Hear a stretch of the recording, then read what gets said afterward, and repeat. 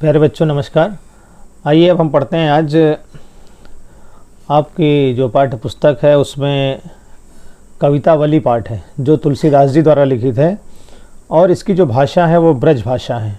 ठीक है, तो आइए देखते हैं किस तरह से जो तत्कालीन स्थिति थी तुलसीदास जी के समय की उसका कैसा वर्णन उन्होंने किया है, क्या परेशानियां थी उस समय, सामाजिक विषमताएं क्या थी, बेरोज़गारी की स्थिति का वर्णन किया है। यानी अगर देखा जाए तो इस पद का जो मूल भाव है वो है बेरोजगारी की स्थिति का वर्णन।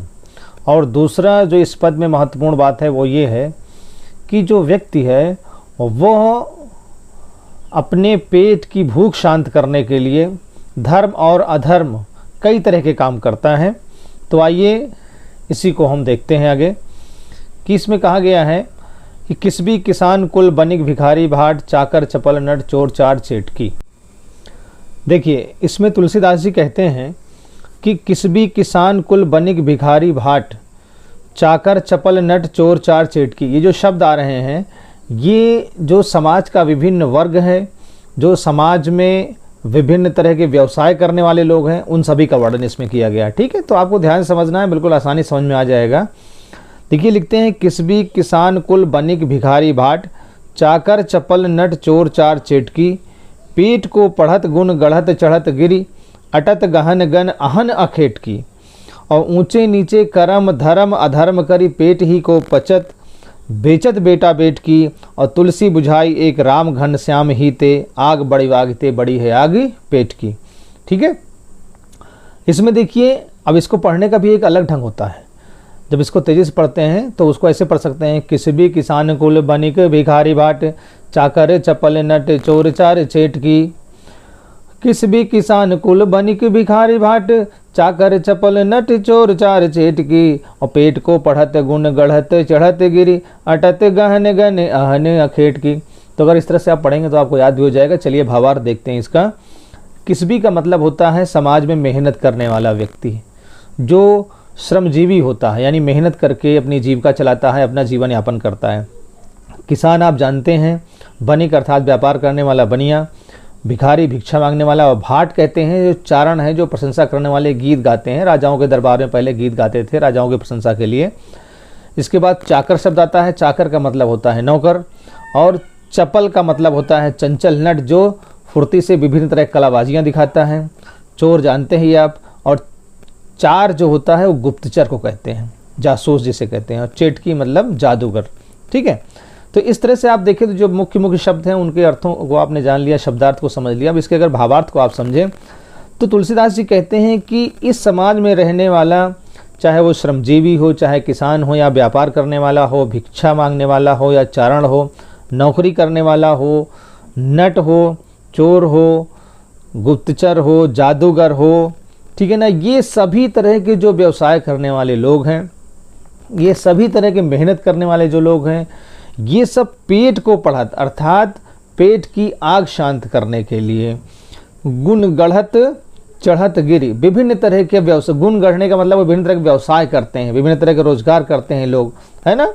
तो गुण का मतलब व्यवसाय करने की कला, कोई जादू दिखाता है, कोई फल बेचता है, कोई सब्जी बेचता है, कोई पेंटिंग करता है, कोई ड्राइंग करता है, कोई कढ़ाई करता है। तो इस तरह से जो विभिन्न तरह के व्यवसाय लोग उस समय करते थे, तुलसीदास जी के समय वो करते हैं कि, और इतना ही नहीं, लोग पहाड़ों की कंदराओं में चढ़ते हैं, ढूंढते हैं, खोज करते हैं खाने पीने की सामग्री। ठीक है, तो इस तरह से अटत गहन गन, अटत का मतलब होता है घूमना, गहन गन अहन अखेट की, ठीक है ना, और जंगलों में, घने जंगलों में जा कर के दिन रात शिकार करते हैं। और इतना ही नहीं, लोग पेट की आग शांत करने के लिए, अपने भूख को शांत करने के लिए ऊंचे नीचे कर्म करते हैं। अर्थात उच्च जाति का व्यक्ति निम्न कार्य भी करता है, निम्न जाति का व्यक्ति उच्च कार्य भी करता है। और जो सामाजिक दृष्टिकोण से, नैतिक दृष्टिकोण से जो कार्य उचित नहीं है समाज में, वो कार्य भी व्यक्ति करता है पेट की आग शांत करने के लिए। आज भी यदि आप देखें तो विभिन्न समाचार पत्रों में या समाज में विभिन्न तरह के लोग आपको दिखाई पड़ते होंगे कि किस तरह से लोग चोरी का भी कार्य करते हैं, है ना, और विभिन्न तरह के मतलब कुवृत्तियों में संलग्न पाए जाते हैं। तो तत्कालीन स्थिति भी ऐसी थी। वो कह रहे हैं कि लोग ऊंचे नीचे कर्म करते हैं, जो कार्य उनको नहीं करना चाहिए, अधार्मिक कार्य करते हैं, असामाजिक कृत्य करते हैं। और धर्म और अधर्म का कार्य करते हैं। और ये सब किस लिए करते हैं? पेट की आग को शांत करने के लिए। और इतना ही नहीं है, बल्कि कहते हैं पेट की आग शांत करने के लिए लोग कुछ तो अपने बेटा और बेटियों को बेच भी देते हैं। तो ये बड़े दुख की बात है, समाज की ये विडंबना है कि लोग अपनी भूख शांत करने के लिए अपने बच्चों को बेच दें। ये आर्थिक विषमता है समाज में व्याप्त, और जो गरीबी है, भुखमरी है, बेरोजगारी है, उसका बहुत ही दर्दनाक चित्रण तुलसीदास जी ने यहाँ पर किया है। कहते हैं कि ऐसी भयंकर स्थिति में जब समाज में इतनी बेरोजगारी है और इस तरह से ऊंच नीच है कि काम लोग कर रहे हैं, धर्म अधर्म का काम लोग कर रहे हैं, तो ऐसी भयंकर स्थिति में कौन इस भूख को शांत कर सकता है? कहते हैं तुलसी बुझाई एक राम घनश्याम हिते। तुलसीदास जी कहते हैं कि प्रभु श्री राम हैं, उनका जो घनश्याम मतलब जो बादल हैं, जो बारिश करने वाले बादल हैं, काले बादल हैं, ठीक है ना, वो ही ऐसे हैं, काले बादल हैं प्रभु श्री राम की भक्ति। अर्थात प्रभु श्री राम की भक्ति ही ऐसी है, प्रभु श्री राम ही ऐसे हैं कि वो इस पेड़ की आग को शांत कर सकते हैं।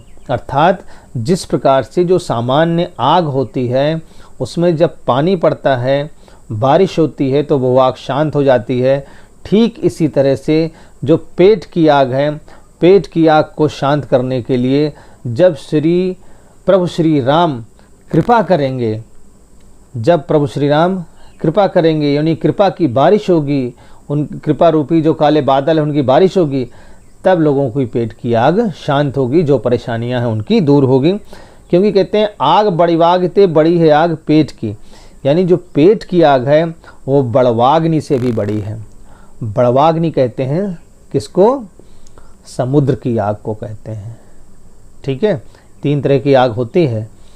एक होती है क्या? दावानल, दावाग्नि जिसे कहते हैं, वो जंगल की आग होती है जो जंगल में लगती है, ठीक है ना।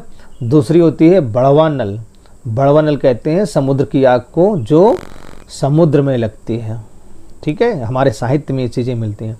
और उसके बाद जो तीसरा है वो कहते हैं जठरानल, जठराग्नि, अर्थात जो हमारे पेट की आग है, पेट की आग को जठराग्नि कहते हैं, जठरानल कहते हैं। तो इस तरह से यदि आप देखें तो तुलसीदास जी ने इस पद में जो विभिन्न तरह के ऊंचे नीचे काम, धर्म अधर्म के काम पेट की आग शांत करने के लिए किए जाते हैं वो इसमें बताया है। और इससे निदान के लिए उन्होंने प्रभु श्री राम की भक्ति, प्रभु श्री राम की कृपा रूपी वृष्टि जो इस आग को शांत कर सकती है वो बताया है। और इसके साथ साथ बड़वाग्नि शब्द का प्रयोग किया है, बड़वानल शब्द का प्रयोग किया है। बड़वानल कहते हैं समुद्र की आग को।